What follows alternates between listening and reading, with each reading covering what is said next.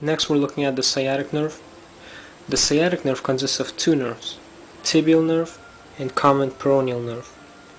We'll begin with the tibial nerve. The tibial nerve, when it passes through the thigh, it's going to innervate the hamstring muscles.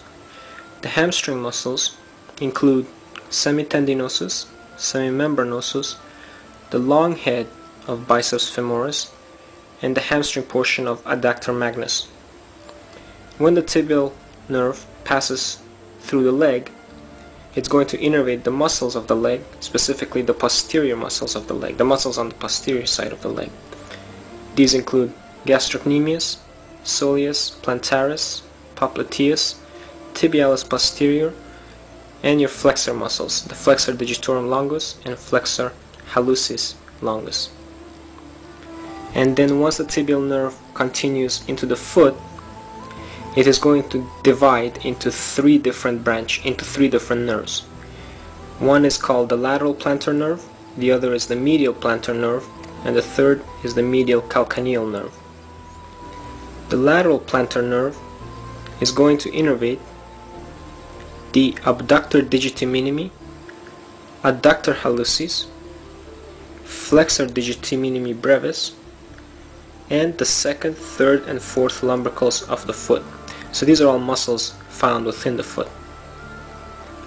The cutaneous branches of the lateral plantar nerve innervate the lateral aspect of the foot. So this is the sole of the foot. So the lateral plantar nerve is going to innervate, just like the ulnar nerve of the hand, it's going to innervate the lateral side of the foot, including all of this finger, all of this toe, plus half of this toe here. So this is your lateral plantar nerve. The medial plantar nerve has motor innervations to the abductor hallucis, flexor hallucis brevis, flexor digitorum brevis, and the first lumbrical. The cutaneous innervation of the medial plantar nerve is just like the median nerve of the hand, so it's going to innervate the other half of the sole of the foot, this one here, including the first, second, third, and half of the fourth toe. So this is the lateral plantar nerve, the median plantar nerve, both of which came from the tibial nerve. And the third branch of the tibial nerve, when it's in the foot, is the medial calcaneal nerve. And the medial calcaneal nerve only has a cutaneous innervation to the heel of the foot, which is this area here. When the tibial nerve passes through the popliteal region, which is the region behind your knee, it gives off a major cutaneous branch called the sural nerve. This nerve is going to innervate the lateral aspect of your leg and foot. So if you look at the posterior view of the leg, we said here that this portion, the medial side, shown also here, was innervated by the saphenous nerve. The lateral aspect of the leg and foot is innervated by the sural nerve.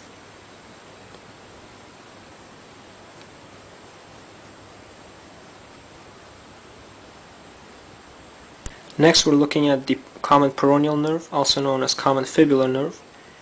When this nerve passes through the thigh, it's going to innervate the short head of biceps femoris.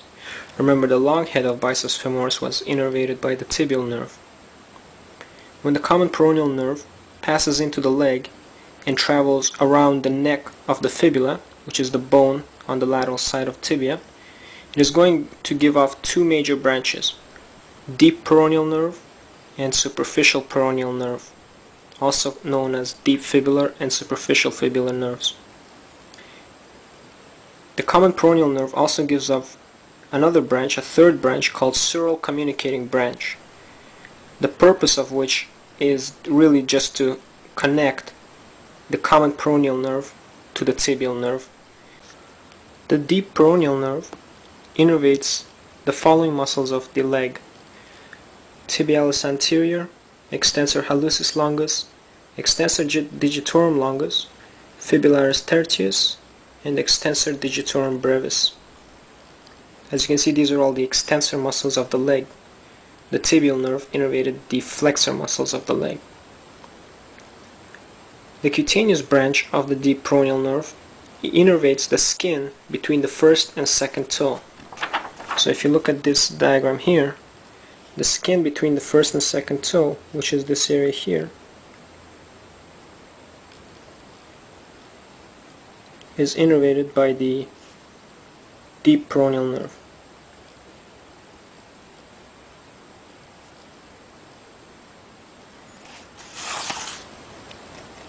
The superficial peroneal nerve innervates only two muscles, the fibularis longus and fibularis brevis. The cutaneous branch of superficial peroneal nerve innervates the lateral aspect of the anterior leg, specifically just a little below, so in this area here, so starting about here and going down.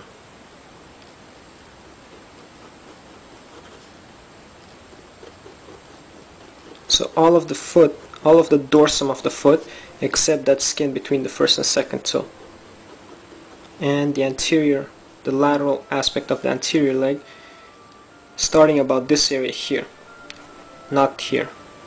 And finally, just like the tibial nerve gave rise to a major cutaneous nerve called the sural nerve, the common peroneal nerve also gives off a major cutaneous branch called the lateral cutaneous nerve of calf.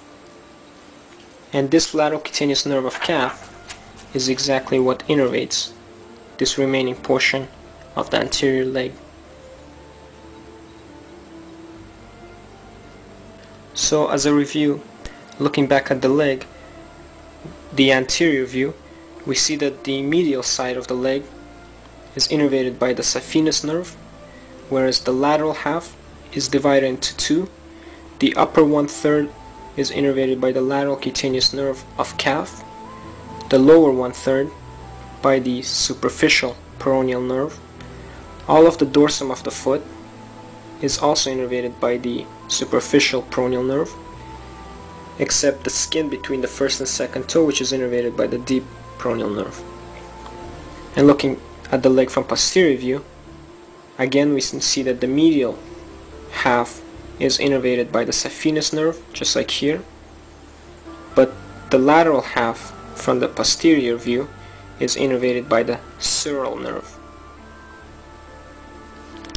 You can also see the saphenous and sural nerves in the foot, in the sole of the foot. We said here that we had the lateral plantar nerve, medial plantar nerve, and medial calcaneal nerve. This portion here on the medial side is innervated by the saphenous nerve, because if you trace this saphenous nerve down, it actually continues into your foot on the medial side, and therefore must innervate some of the skin on the medial side of the sole of the foot. And on the very lateral side is your sural nerve, traveling along the lateral side, making its way into the foot, and thus innervating some of the lateral skin of the sole of the foot. So again, saphenous nerve, sural nerve.